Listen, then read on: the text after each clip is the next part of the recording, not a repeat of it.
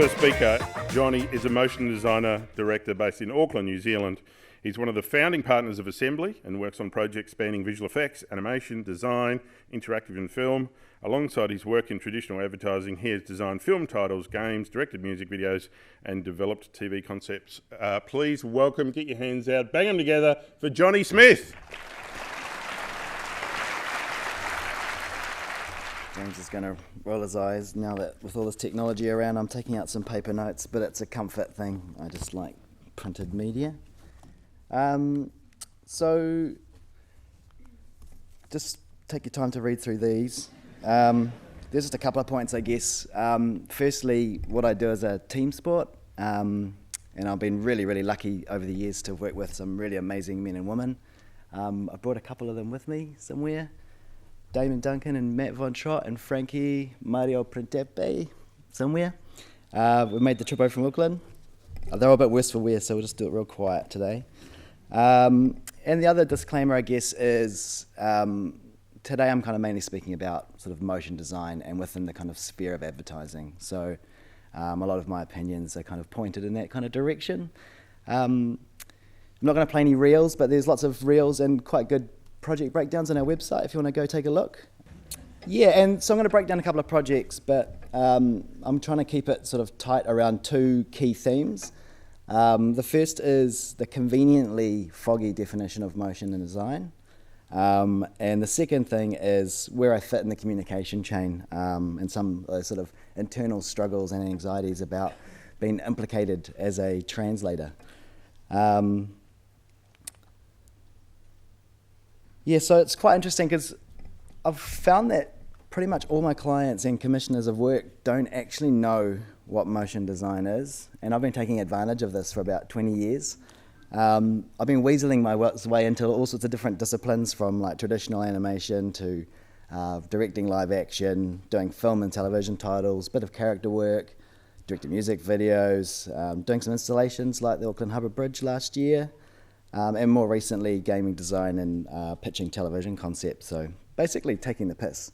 And what I would kind of encourage anyone that's getting into motion design is to take the piss with me. It's a very kind of borderless sort of discipline. It's very foggy and you can move around quite easily without drawing much negative attention to yourself. So this first project is called Inside Out. It's a short film, heavily sponsored film, also known as an ad, I guess. It's by way of Colenso BBDO in Auckland. And yeah, it's funny. When I used to meet people and they ask you what you do, I used to always say a designer or director or something. And my wife pulled me aside one day and she said, "It's super unhelpful when you do that. It's almost like when you meet someone, they say they're a consultant, and you're like, on what do you consult, you know?" And I was like, okay, fair enough. Anyway, so fast forward a couple of months, and we're at a barbecue, and I overhear my wife describing my job to someone else, and she sort of said, "Oh, he kind of does collage." And I was sort of, basically called me a professional scrapbooker. Yeah, I kind of thought like it's almost like, you know, that show Portlandia. You can kind of see them kind of having a field day with that, kind of like the guy with the satchel and the glue stick and everything. But so I was initially kind of offended, but the more I thought about it, it's actually the best description I think I've ever heard of my job in terms of like collage is about taking, you know, usually disparate media and bringing them all together and trying to make them feel like they've come from the same brush by art direction and then corralling them with animation. So this project here, Inside Out, is a really good example of that. It uses typography, live action, 3D, and it tries to make it all feel like one experience. So every project starts with some kind of insight or strategy, and for this one, which is quite important to how it's pointed in terms of communication, is there's a sort of knowledge that you stop storing calcium in your body after about the age of 25. So whatever you've got in your body at that age, you don't make any more. You take that through with you for the rest of your life. So Anchor wanted to get more millennials drinking milk. The other insight was that for the first 13 years of a kid's life, you do what your mum tells you, and for the second 13, you do the exact opposite. So the audience is an audience that's not particularly receptive to this communication. Traditionally, the sort of media would be pointed at the mums, and this is such a different kind of approach. This audience doesn't want to be communicated with in that same kind of way. They don't have the same kind of patience. It's a completely different market. So this should be pretty self-explanatory. What's going on here? This is my attempt at explaining my kind of where I sit as a translator. So I'm the circle in the middle, and the client to the left uses a very direct language, but I dress that language in a way that it can be received by its audience. I've just got this really terrible example here for you, though. This is a man holding a glass of milk. This is a man holding a glass of milk. Exact same elements, exact same framing. It's a glass and a hand and a top, but completely different narrative and completely different story. This guy's name's Todd. He's got a golden retriever called Toby. It's very safe, it's very vacuous, it's non-threatening. He likes to hire an e-scooter when he wants to push the boat out. This guy's got a van with carpeted walls and floor. So this is just a little reminder frame to myself. That should have been another disclaimer. I jump around a lot, but try and pull it all together at the end. This is the Kool-Aid Kid, if you can see. It's pretty fuzzy res, is the best I could find, but he gets parodied quite a bit in shows like The Family Guy, but basically he's an advertising mascot that is also a metaphor for advertising. He literally breaks through walls and says stuff. And this is kind of how I kind of feel sometimes being a translator. So I tell stories, but I'm paid to do it. I tell stories on behalf of other people. And there's a really clear distinction about how I tell my stories in the sense that no one's bought tickets to what I do. I have to kind of ambush them on social media or catch them out at the movies before the film. And that's always kind of created this sort of an internal struggle for me and the way that I approach jobs in terms of like the sensitivities and how you kind of have to think about your audience in a really respectful way. It's the invitation thing's important. I think it's like, there's a great example of when Bono thought it was a good idea to upload that album to everybody's iTunes in the world. People weren't angry about that because the album was breathtakingly shit. They were angry because he didn't ask permission. So it's a really kind of clear distinction in terms of being a storyteller. Something that I struggle with constantly. So the starting point for this anchor spot was actually a poem, and it was by this guy Harry Baker, who's a mathematician by trade, but he became a world champion slam poet, and they go together quite well.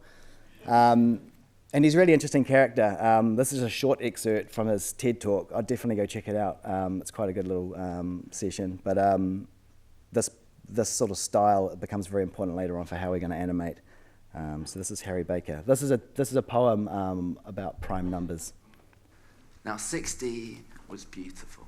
Perfectly trimmed cuticles, dressed in something suitable and never rude or crude at all. Unimprovable, right on time as usual, more on cue than a snooker ball, but like to play it super cool. 59 wanted to tell her that he knew her favourite flower. He thought of her every second, every minute, every hour, but he knew it wouldn't work. He'd never get the girl because although she lived across the street, they came from different worlds. So 59 and my 60's perfectly round figure. 60 thought 59 was odd. You see, one of his favourite films was 101 Dalmatians. She preferred the sequel. So every project starts like this usually for me.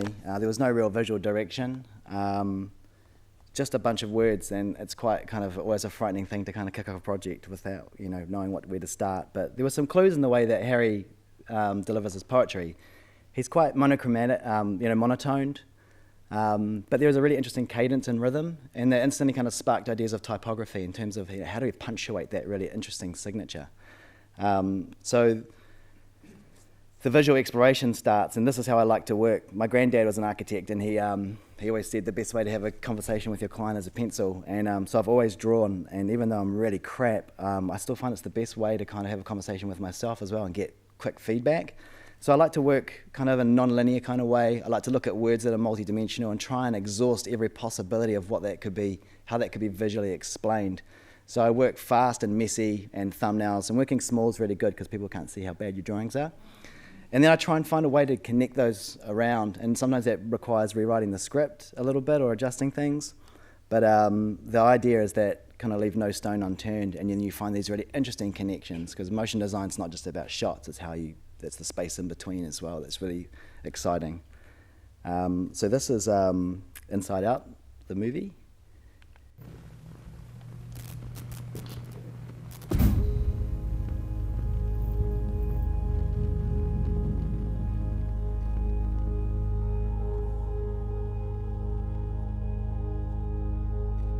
There's folk who like to toast with fine champagne in the works. Meanwhile, James likes his martinis when they're shaken, not stirred. But there's a taste that I prefer that always places in first. It's my brother from another udder. Milk. The thing with MLK and I, it's possible to have a dream. And when there's milk in front of me, I'm like the cat that got the milk. I'm talking slow motion froth sip. Milk stash stays on top lip. Stop. Lick. I got this. Forget those down in one power bomb, desperate for the end of it. If you want chemistry, milk's got them elements with benefits. What you know about calcium? What you know about teeth so bright everybody in the crowd see 'em? Juice ain't the only drink with vitamins. From A to B2, milk can help you get it in. Milk's that crop with the cream in it. Can't help but beam with it. More letters than a postman's load down the street with it. Warm glass of milk can help start a dream with it. Plus it builds your muscles up with the protein in it. Without these, I'd be all sorts of floppy, awkward-bodied, yellow-bellied, jelly-legged, pencil sketch of stressed and restless, less impressive specimens. With milk, we see what our potential is. It helps unlock the best within, and if we got the minerals, we can be in our element.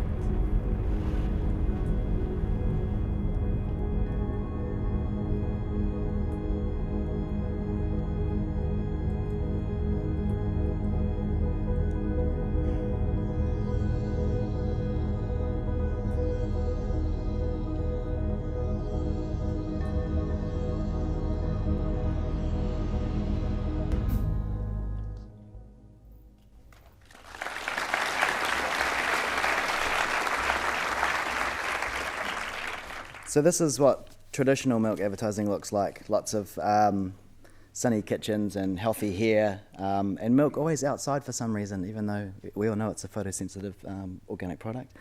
And obviously this is what's directed at mums. So when trying to find a kind of visual language that can appeal to this millennial group that doesn't want to listen, I kind of just went for the obvious, which is the complete opposite, diametrically opposed style, which was this New York film style. These are just random photos that I've pulled off Google, but what you can see is that there's a really interesting kind of visual narrative that runs across them. Even though they have different lenses, different lighting angles, different subjects, they seem to tie together in a kind of way that's really interesting, using negative space, so using a black canvas, if you will. So I thought it was a really interesting starting point, and it's cool because New York film style was born out of necessity. There wasn't as much light as in Hollywood on the West Coast, so with those early high-sensitive films, you ended up getting this sort of look just by way of the environment. And it's quite interesting, these two frames side by side. This is the first shot and the last shot. This is where I'm kind of using a bit of trickery, I guess, because this is a film, it's an ad masquerading as a film. Ads don't usually have titles at the start, and they don't usually have credits at the end, so the way that I'm kind of dressing the imagery so that it feels like, just give us a chance, listen for a bit, is kind of quite different from traditional advertising. It's there to kind of exist in the kind of atmosphere, much more kind of, I guess, subversively. And lastly, you'll remember this girl. So the dairy cow is kind of like the pin-up sort of poster image for everything that's wrong with the dairy industry in New Zealand. But I find it interesting that I put her in the shot and the client didn't even mention it once, didn't suggest taking it out. And I think it's because of the way that she's kind of presented, like she's looking down the barrel of the camera, she's in control, she's chewing on some gum, she's having a good time. Even her ear tags, which are a symbol of oppression, look like earrings dangling. So the way that the casting has worked means that the client just sort of breathes straight over it, which I found really fascinating. The second project I'm going to break down quickly is texturally very different, but poses a lot of the same challenges. So I guess people in our industry quite a lot say that thing, we're not saving lives, as a way of kind of cushioning kind of the stress and anxiety around a job. But I'm finding more and more we are being asked to save lives with work with like Amnesty International, Women's Refuge, and this job that came from Maritime New Zealand. There were some pretty alarming stats that people were dying on the water in New Zealand, not usually through any of their own fault, but just because they had no communication method. So I was approached to tell the story using boat wreckage about having VHF when you're on the water. So if there was ever a minute where I felt like I wasn't a collage artist, now wasn't the time.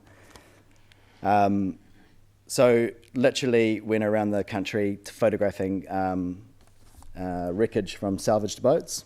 I've just realised how annoying this must be to watch on a big screen now. So lots of fiberglass and wooden hulls, and then try and somehow glue them all together to make a story. So the very first stage of the creative process is completely shitting yourself and not knowing what to do. Then the second stage is thinking you're a total fraud and this is the job where everyone's going to find you out. And then once that passes, the third process is kind of looking at the world around you for inspiration.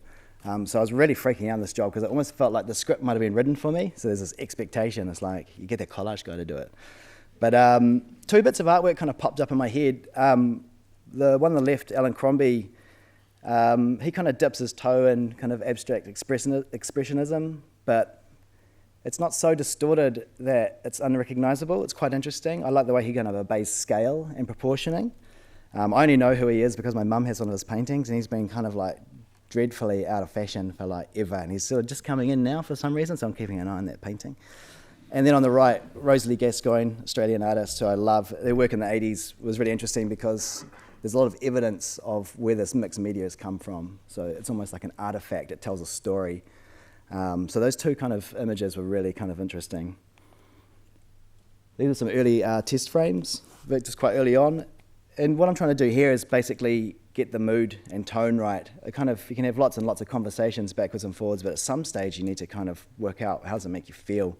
Like there's a danger with telling a story with animation when this is like, lives are at risk. So that kind of, I guess, getting people to kind of have an emotional response and operate those emotional levers as much as you can is really important. And people, so this would be usually shot as a live action piece. So we've been brought in as animators to try and tell the same story. So the danger, I guess, with shooting live action sometimes is if you cast a 42-year-old Caucasian white male, everyone who's not a 42-year-old Caucasian white male kind of goes, well, that's not me.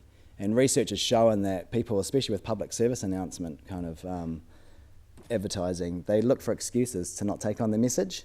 So in the animation world, it's much more open-ended. People are kind of figurative and abstract. They're iconic. They don't point at specific people. Same with the boat. People go like, oh, my boat's bigger than that, so I wouldn't get into trouble. This is much more kind of like a figurative language. Then the client insisted we have some close-ups. So I was like, okay, everything's been blown out of the water now. This is a very early test of how we could show a person.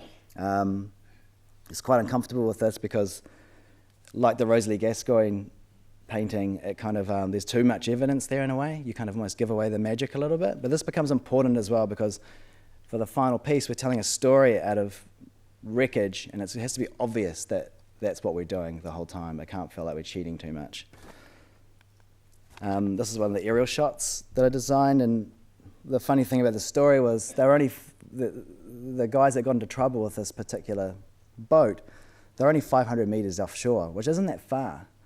And when you see a boat from land offshore for 500 meters away, it doesn't actually look that far either. So the idea of this shot was to kind of just show what the ocean is, which is the vulnerability of being out there, and I've purposely kind of angled it in a way so it sort of feels like a spaceship taking off. So there's that kind of metaphoric kind of level of if stuff goes wrong out there, no one can help you.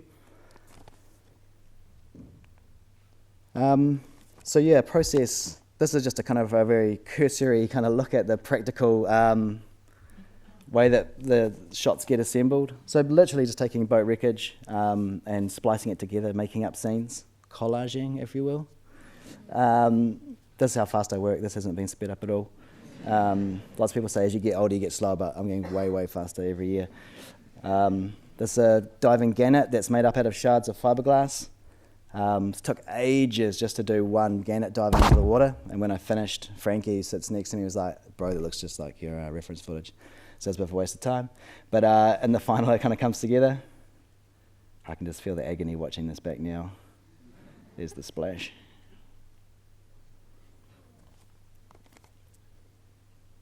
This is some tests just taking ripped hulls and then retiming them and using the artifacts of the retime to try and create this wave form.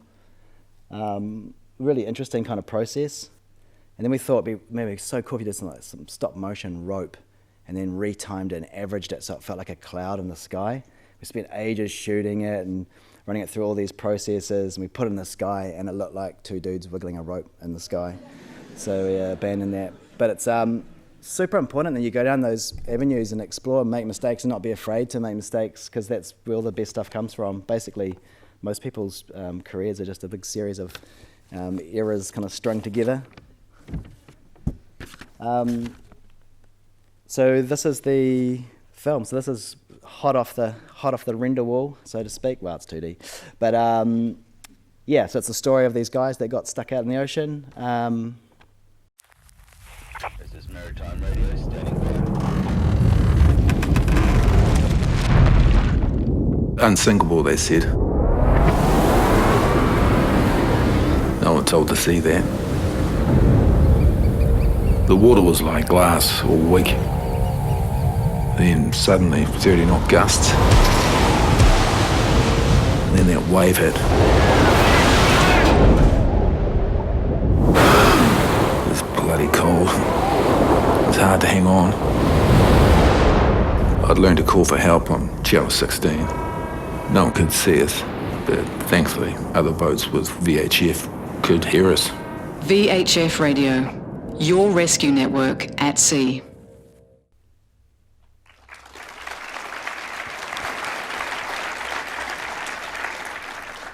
So a very Eddie ending to that one. There's no guessing what that was about. So this is actually the equation for disappointment, but I've hijacked it for more sort of positive means. A few years ago, I was asked to talk at Promax, and at first I was wondering why a tennis racket grip manufacturing company wanted me to talk at their thing. But as it turns out, Promax are all about not tennis rackets and broadcast. And I was looking through that talk, kind of going, is there anything kind of worth recycling? It was only about 5 or 6 years ago, but it was really astounding how little could be preserved. My career had changed so much since then. There was almost no relevance. So it's weird to track back and look at when I was studying. My job wasn't even invented yet, and then I really don't know what I'm going to be doing in 3 to 5 years. But it just seems like motion design keeps expanding its borders, and it kind of, as long as we keep relatively vague about what motion design is and say stuff like collage when we get asked, I think we can continue to kind of just do whatever the hell we want and kind of incorporate other disciplines, which is an exciting place to be. So it's almost becoming like a foggy umbrella, so we have to kind of work together at keeping it foggy.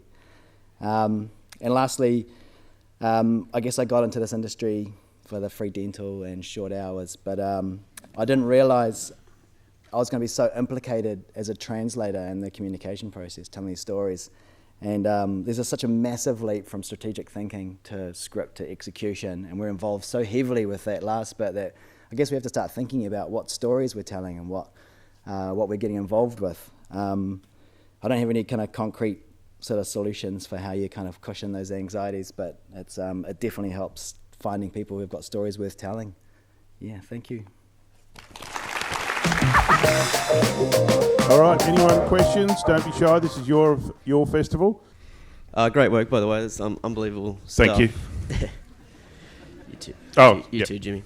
Thank you. Just wanted to see whether you got any feedback from the anchor spot and how much it obviously was a contrast to milk ads previously. Yeah, whether you received feedback and you got any, not analytics, but yeah, did it respond well? Yeah, I guess that's the thing about advertising today. The measuring stage at the end is such an important thing. Getting metrics back, you know, did it change behaviour? And it's interesting because it's not necessarily a commercial with a product at the end that needs to be purchased. It's more about a, you know. It's more about it's more about starting a conversation with that group of people, and then maybe down the track, then once you're kind of in, you can, you know, start to get more pointed. But in terms of like people from the demographic actually following Fonterra on Instagram and things like that, they were really happy with the results. Whether it's gonna, you know, long term, I think we have to wait and see what happens. But yeah, they seemed very happy with it, and they didn't talk about my cow. Now, I apologise if I missed this because I was, you know, doing important social media shit.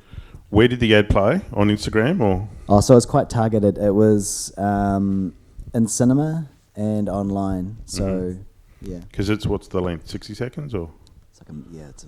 It couldn't go on air in that kind of form, I guess, broadcast. Yeah, and I don't think people it doesn't quite fit in, I guess, your classic advertising break format. Because it's too more slow moving, cinematic, and yeah, it sort of says I'm going to be taking my time. The first shot tells you the kind of tempo. Yep. Yeah. Yep. Groovy. Questions? Another question? I can't see hands very well. I've got a spotlight. Scott Gerson with that. What is that jumper? Is that a licorice all sort? But it's beautiful, and so are you. Can we get a microphone to Scott? Scott, stick your hand up.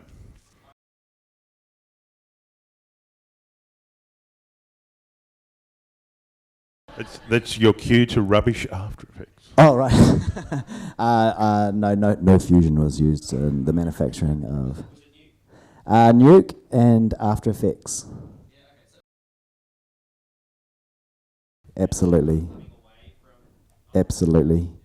Anything that handles colour, we try and keep it away from After Effects, basically. Yeah, so I guess the most simplest way of thinking about it is After Effects is still so good at jamming and working quick, and it has those really rudimentary masks that are easy to apply. But if you feed all the shots from Nuke, then at least you know that, you know, if you've got raw photography or you're using RE raw files of a camera, you know that that's not being compromised. One day it might be able to work, but I'm surprised it's not now. Yeah, no one from Adobe's here, eh, James? No. They're not a sponsor this year, so get stuck. Anyone else? It was really cool to see you do a lot of sort of experimentation and research with your maritime ad. But obviously, like, a lot of people are generally constrained by time and budget to do the kind of, like, not throwaway, but sort of crazy experimental stuff generally. So I want to know, like, for you, where do you decide to push and pull and, like, put your resources into really, pushing that level of experimentation? Yeah, that's a really good question, and I guess still learning how to do it really, because budgets change all the time as well. So you have to become more efficient. You're always thinking about economy of, you know, attacking problems. Yeah, it's a tough one. You just sort of have to kind of talk with your producers a little bit more and not go off on any too, you know, crazy tangents. But I can't remember the last job I had where you could just have all the time in the world, do whatever. It's always going to be, you know, thinking about your week and kind of going, this is a kind of a 2-shot a day job. I probably have to approach it this way, as opposed to, like, I've got 5 days per shot, you know, if that makes sense. Good producers take a lot of the heat off those sort of, you know, things. They help shape the project and point you in the right direction as well.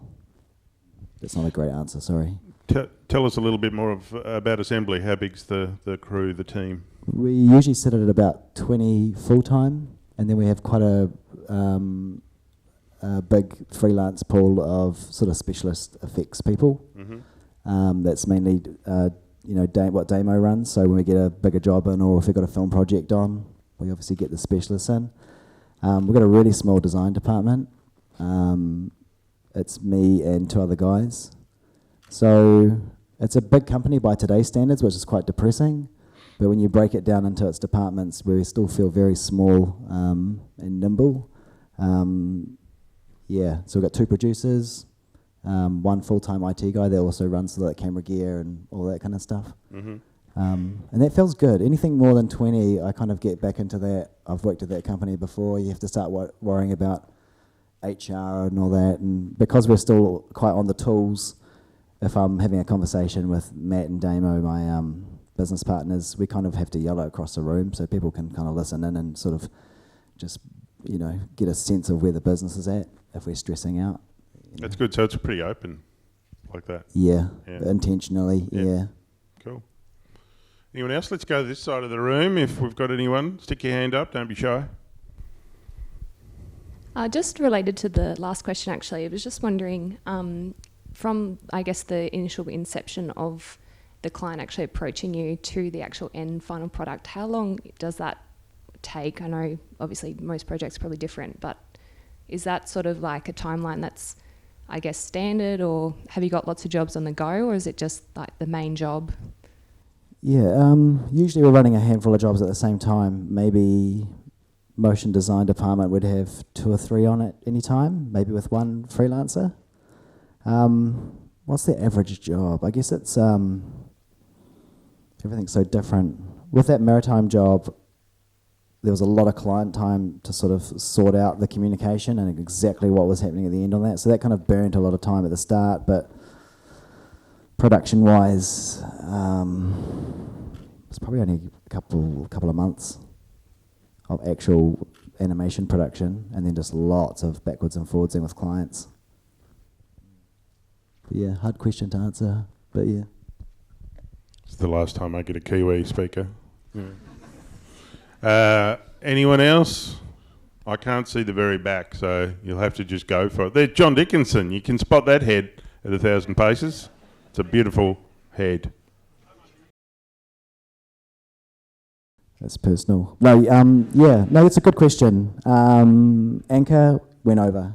Yeah, there was a point during the production that we thought we're onto something quite good here, and then you usually get to a point in production where the producer's sort of going like, "Cool, we're winding up now," and that's important to have that. But we were kind of like, we need to get this to a really special place, and it's an investment to get more work, obviously. So, being one of the partners, we can make those decisions quite quickly. So we just let the agency know we just want to keep going. Can we, how hard is that on-air date or dispatch date? And then, so I'd hate to see the actuals on it, but yeah, there wasn't, it wasn't a huge budget job, but I think it was Matt Trott, my other business partner, who saw the script first and was like, a script to be so good, a poem that's already got so many interesting, multi-dimensional words to animate to, already being at such a good spot, would be crazy not to take it. So, yeah. So you go into a job like that knowing you might probably go over, but happy to absorb a bit? Yeah, we certainly can't do that with every job. Yeah, it's just every now and then you just know that if you can really crack a job and if it does well at awards and all that, then that generates more work back. Yeah. It's an investment. Yeah, well, we work through advertising agencies, so basically all the measuring happens at their end, and obviously they're getting more and more, they're getting better and better at being able to measure job success. So for us, it's very kind of anecdotal. I guess the most brutal form of that is if someone goes and uses you to do an animation job to sell something and the thing doesn't sell, you're probably not going to get a phone call on the next job. But usually it'll be the suit on the job will kind of go, hey, just letting you know that thing was working. And there's a great example. I was in my early 20s and I did this like yogurt commercial and it's quite naive of me, but I heard like about a couple months later they said like we didn't change how much we were advertising or what we were saying, we just changed the way that we kind of we're much more textural and with the image, and as a result we're selling 40,000 litres more yogurt a week now.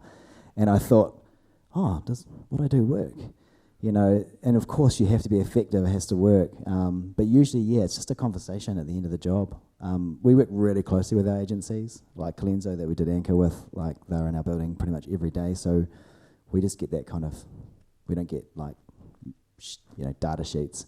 you can kind of tell from hits online as well whether it's getting a lot of traction, and who's, what communities are picking up the jobs. But yeah, it's not too much more involved than that. Matthew Packwood is dying to... How many questions is Matthew Packwood allowed to have? Okay, go ahead. This is one. Thanks. Thanks, James. You're doing world-class work. The question is, are you chasing work outside New Zealand? And are you seeing much freelancers coming from New Zealand to Australia and vice versa? Because a lot of freelancers in Australia are moving around, going up to Brisbane to do work. But I was wondering, chasing, and are you seeing much freelancers moving around? Yeah, we're definitely always chasing. There was a point where I think we were between 60 and 80% revenue was US work. So New Zealand's tiny. We've got just a handful of small agencies that we work with. Freelancer-wise, not so much. I don't see too much cross-Tasman stuff going on. Yeah, I think we have quite a lot of American freelancers that we work with, but that's just because we know them. The thing about Assembly is we're so insular, not only we're in New Zealand and not only we're in Auckland, but Assembly is a small company that kind of, we kind of know a little network of people that we trust, and we don't really kind of explore too much further, unfortunately. Another big round of applause for Jonny. Stick it there too.